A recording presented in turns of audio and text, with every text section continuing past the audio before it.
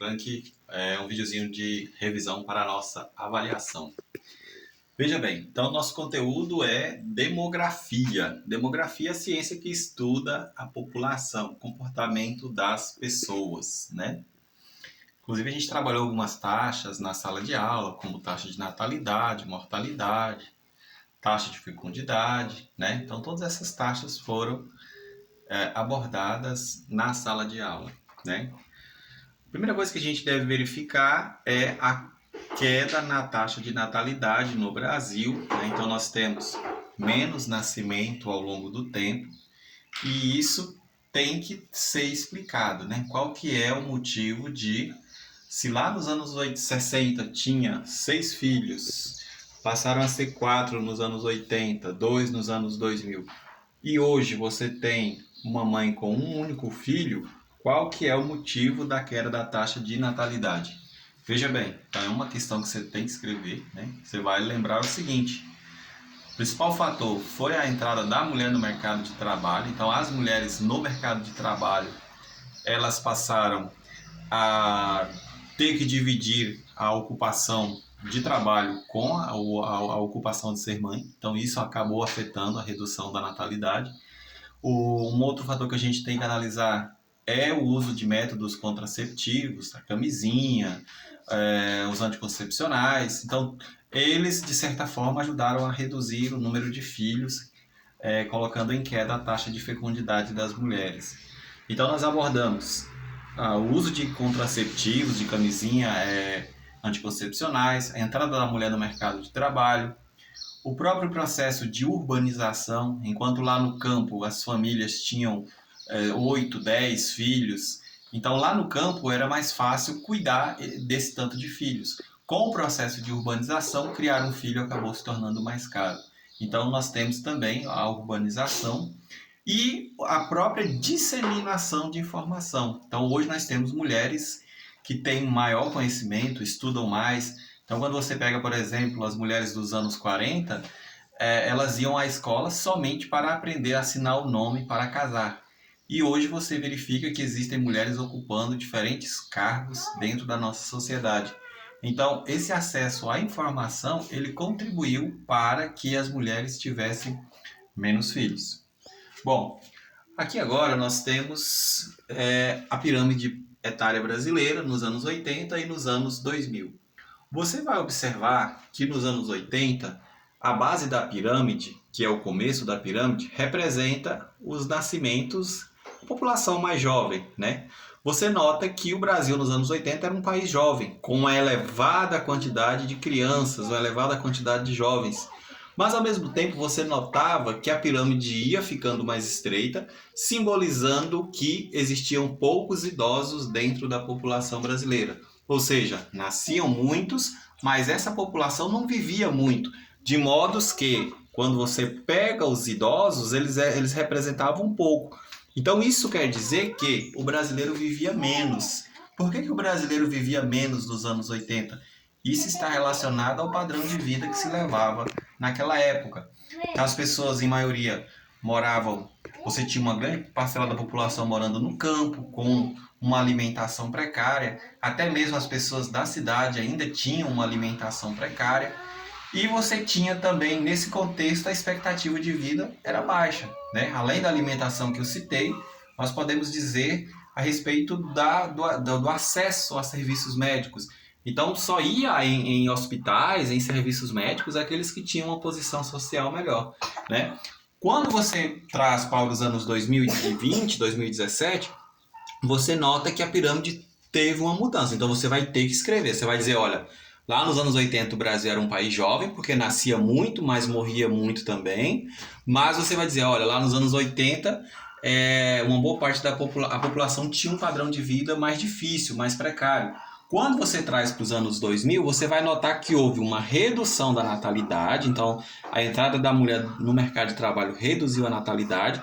Você tem uma expansão da população adulta e você nota que essa pirâmide ela está engordando, ela está enlarguecendo, principalmente quando você vai para a fase mais idosa.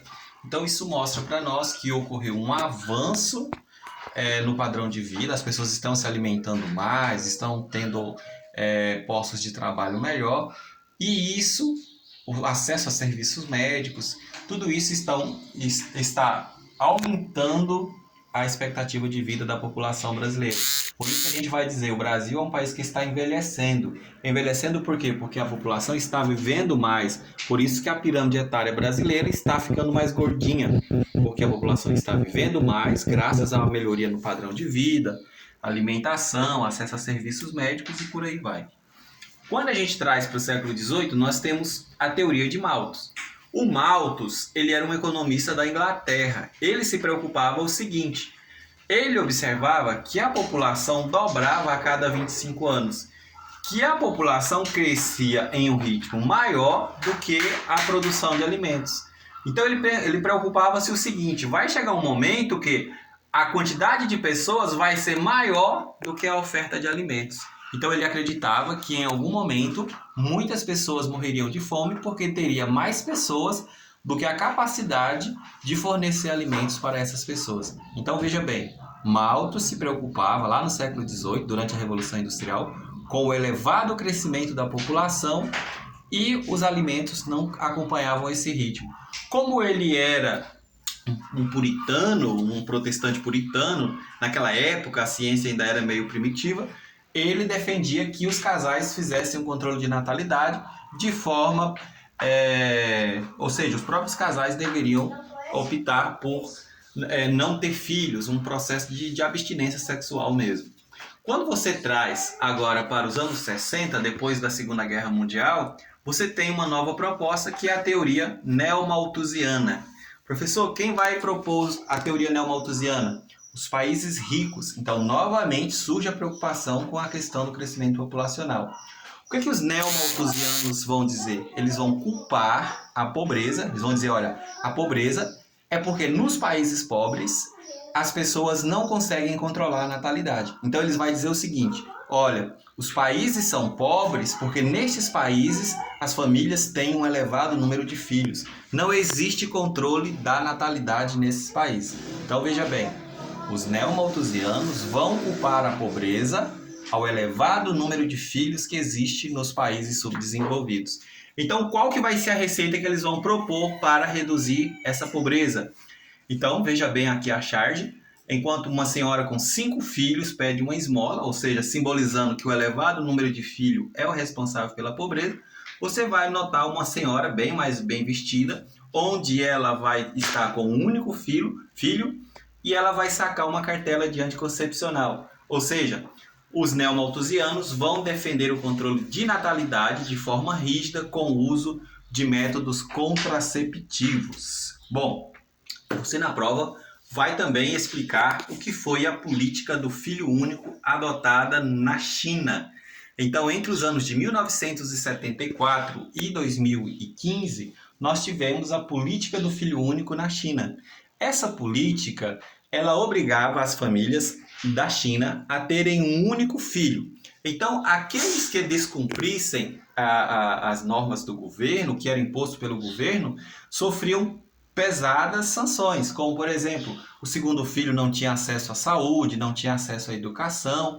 Então, para que as famílias tivessem um único filho, foi fornecido a essas famílias serviços de esterilização, esterilizava os homens, as mulheres, fornecia métodos contraceptivos gratuitos, fornecia também para os casais serviços de aborto. Então o aborto é legalizado na China. Então o objetivo da política do filho único era melhorar o padrão de vida das pessoas, ou seja, acabar com a pobreza. Você já deve ter ouvido falar que a China se tornou socialista no ano de 49. E com isso, a população da China padeceu de muita fome. Então, você já deve ter ouvido falar que na China se fala que toda pessoa tem um parente que morreu de fome. Então, para reduzir a pobreza, os chineses optaram por esse controle da natalidade, obrigando os casais a terem um único filho, né? Aqui você tem uma fotografia onde a figura da menina desaparece, né? Então, para que o país crescesse industrialmente, era necessário que a família fosse composta apenas de 3 pessoas. Você nota que a menina sumiu. Por que a menina sumiu? Porque eles queriam um filho homem para o desenvolvimento da atividade industrial. Veja bem, para finalizar, nós temos aqui a transição demográfica, ou seja, a sociedade foi passando por uma transformação ao longo do tempo. Se você observar na primeira pirâmide, no primeiro estágio, você tem uma alta natalidade, as famílias não tinham, você pega lá nos anos 60, a sociedade tinha uma elevada natalidade, mas também morria muita gente, porque não tinha acesso a serviços médicos. Com o passar do tempo, essa natalidade ela vai caindo e a população vai vivendo mais graças aos acessos de medicamentos. Então você vai encontrar na prova dizendo o seguinte, olha, a fase 1. A fase 1 você nota que a linha vermelha, ela simboliza a mortalidade. Então você teve uma queda grande na mortalidade e a população continuou crescendo lá nos anos 60. Ou seja, se a natalidade estava alta e a mortalidade caiu, nós tivemos um aumento da população. Então, olha, a primeira fase de transição demográfica é marcada por um rápido crescimento populacional, como consequência da queda da mortalidade, como expressa na linha vermelha, e a manutenção das elevadas taxas de natalidade lá nos anos 60. Na segunda fase, você pega os anos 80, né? A diminuição da taxa de fecundidade. As mulheres passaram... O Brasil, o mundo passou a ser um mundo mais urbanizado, métodos contraceptivos. Então isso derrubou a natalidade, derrubou o número de nascidos e também a mortalidade continuou em queda. Isso fez com que a população encolhesse um pouco. Na terceira fase, a gente observa uma fase de equilíbrio, né?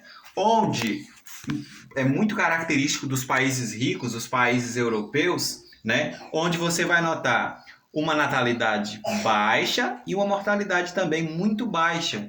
Então você vai verificar que é uma fase de equilíbrio, porque ao mesmo tempo que vai nascer poucas pessoas, vai morrer pouco. Então isso é um símbolo de que os países passaram por um processo de elevação do padrão de vida, né? O Brasil, você vai verificar que o Brasil não está no primeiro estágio. O Brasil já está muito semelhante aos países europeus, onde no Brasil, assim como nos países ricos, você tem uma queda da natalidade e uma queda da mortalidade. Veja bem, para finalizar, nós já falamos da teoria malthusiana, onde o Malthus propunha um controle natural da natalidade, os neomalthusianos que defendiam um controle rígido com os contraceptivos. E aqui nos anos 70 nós temos os reformistas, que vão ser chamados de marxistas. Os reformistas eles vão dizer o seguinte, que a pobreza que existe nos países pobres não é por causa do número de filhos, mas sim ao processo de exploração ao qual esses países foram submetidos ao longo da história. Então, o que eles vão defender para que ocorra uma melhoria no padrão de vida das pessoas, para que eles não padeçam de fome? Então, os reformistas vão defender maior escolaridade, à mulher principalmente, mulher ao homem. Então, quanto maior o acesso à escolaridade, essas pessoas vão ter menos filhos. E se essas pessoas têm um acesso à escolaridade, então reformas na educação, na escola, de forma que essas pessoas estudem mais, tenham mais acesso à saúde, essas pessoas vão morrer menos e essas pessoas vão optar por ter menos filhos. Então, ao contrário das outras que defendem apenas o contraceptivo, como é o caso da neomalthusiana, os reformistas vão defender reformas no sistema de educação e de saúde para privilegiar a população pobre também. Bom, para fechar, nós temos esse gráfico que mostra o comportamento da natalidade e da mortalidade do Brasil entre os anos 1900 e 2015. Como disse a vocês, essa linha de cima representa a natalidade ela era muito grande até 1955, ao mesmo tempo que a mortalidade ela era elevada até os anos de 55, 60. Você vai notar que houve uma queda mais lenta na mortalidade, mas houve uma queda na mortalidade. E essa queda na mortalidade, ela pode ser explicada pelo avanço da medicina, pela melhoria no padrão de vida. A queda da natalidade, como disse, foi a presença da mulher no mercado de trabalho. Então, isso daí vai fazendo com que o Brasil se torne um país envelhecido, onde as pessoas vivam mais. Bons estudos!